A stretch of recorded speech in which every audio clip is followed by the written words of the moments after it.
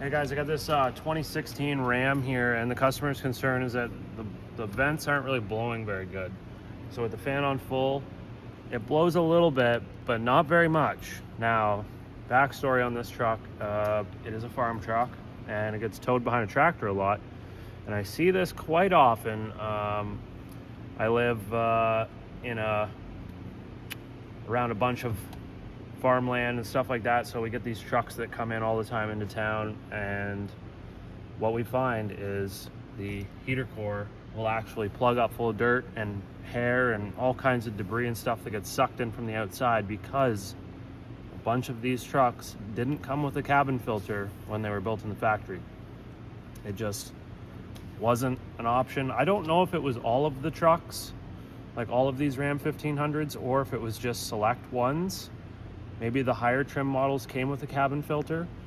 There is like a trace out section that I'm going to show you in a minute on the HVAC housing right above the blower motor that you can cut out, and you can buy the door from Dodge and the cabin filter to go with it and install the cabin filter and put the door on. But from the factory, you don't get those two pieces. So any dirt that gets sucked in from the outside, dust, dirt, debris, anything, gets sucked up by the blower motor and it gets thrown right at the heater core. And if you know what a heater core looks like, it's identical to your radiator. You got these little fins and they're all pretty closely spaced together, so it's going to catch pretty much anything. You got a leaf in there, it's just going to hit it like a wall. And the more you plug up that surface, the less air you can flow across it, and less air that's going to come out of your vents. So you can see how much dust is on these vents. Pretty greasy. And just overall the cleanliness of the truck, typical truck that gets towed behind farm vehicles and lives on a farm, just a dirty atmosphere, right? So first thing we're gonna have to do in order to do this inspection to see if your heater core is plugged, and when I mean plugged, I mean blocked from the outside. It can also be physically plugged on the inside from sediment, but we're talking about airflow going across the heater core. So we need to remove the glove box. You just drop it down. Right here we're going to have a little string that we just use our two fingers to slide this piece back and out. There's just a little dowel piece there, and you can just let that go. And then we're going to push in on the sides and pull down, and then you can just let the glove box fall out. And the next thing that I like to do is take this lower cover piece off. You can see there's a courtesy light underneath of there. You're gonna have 3 Christmas tree style clips that are here. So I'm gonna grab a forked trim tool to remove those. And I'm also gonna grab a pick so that we can disconnect the electrical connector for the courtesy light.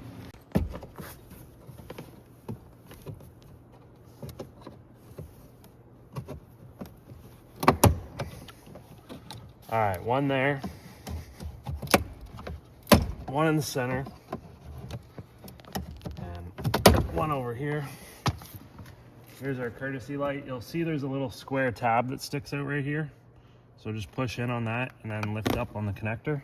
That unplugs it. That gets this thing out of the road. And now we have access to our blower motor. So I'll let you get in there so you can see. There's one connector that has, you see that white connector? It's got 3 wires coming out of it. Here's the locking tab right here. So all you got to do is just push in on that while pulling down.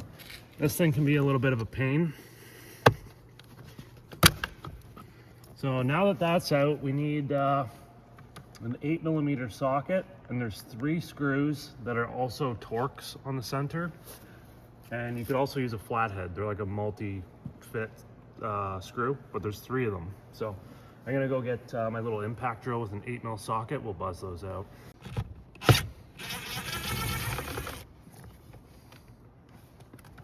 Now this back one, you got to kind of be careful because the carpet kind of sticks out and you might drop the screw in behind the carpet, which is not fun. So extra care on the back screw.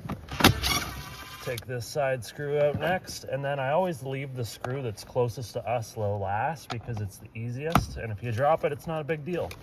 Now I hold the blower motor while we take this last screw out so that the blower motor doesn't fall on our floor. And I'll take this out and just show you the bottom of it So here's the screw locations. That's the back one. This is the side that's closest to the door, and this is the one that's closest to you. Sits in there like that. Now that this is out of the way, you can take a look up in there, and there's a small cavity that's up there and to the left. You see a little bit of dirt staining on the back of the case there. It's up in there. So it's basically, yep, you got the right idea. Back in there. But I'm just gonna get my video scope so we can get a really good view of it.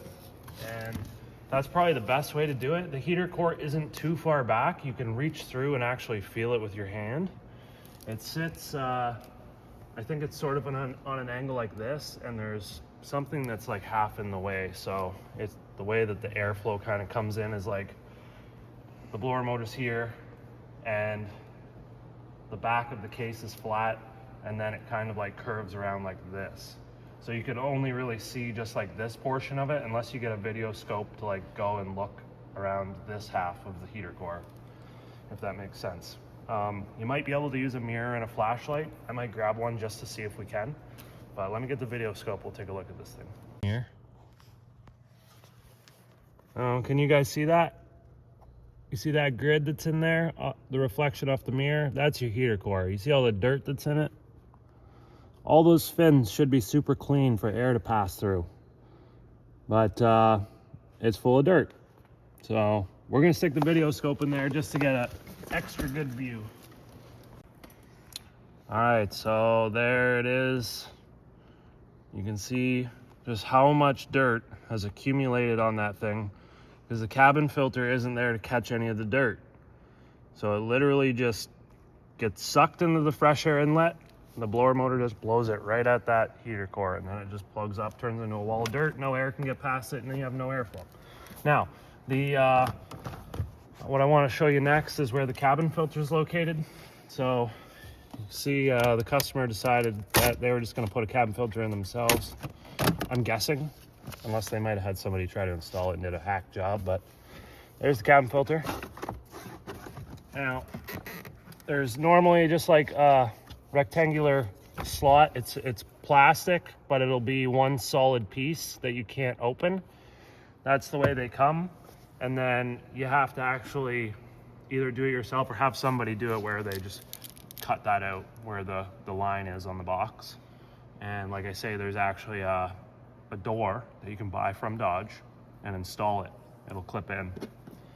And yeah, you can get yourself a cabin filter, throw it in there.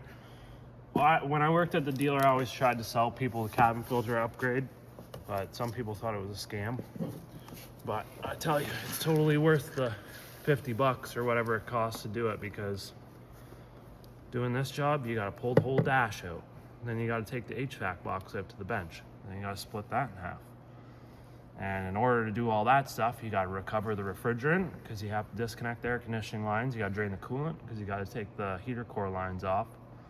Taking the dash out is a real pain. It's actually, for guys that have done it before, it's not bad, but for those do-it-yourselfers at home, not fun. There's a lot of little nuts and bolts and wiring connectors and important stuff. And when you're going back together, if you miss something that you can't get to, guess what? You got to do it all over again. So there's also, I don't know about this body style of Ram, but the earlier ones, I guess it would be this body style, but I'm talking like 2012, 2013.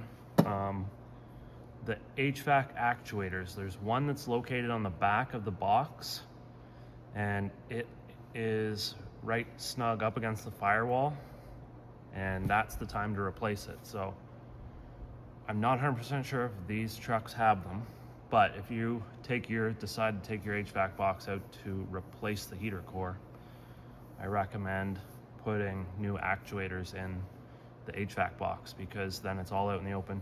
These little HVAC actuators have plastic gears in them, and they strip. The teeth will break off, and then when you start the truck, you'll hear a click, click, click, click, click noise coming from underneath the dash, and so those gears skipping. And the symptoms of broken HVAC actuator is You'll try to select the mode of where you want the air to blow, whether it's feet or face or defrost. And let's just say the actuator that actuates the face vents, if it breaks, it's not going to open the door to direct air to the face. So those vents just don't blow air.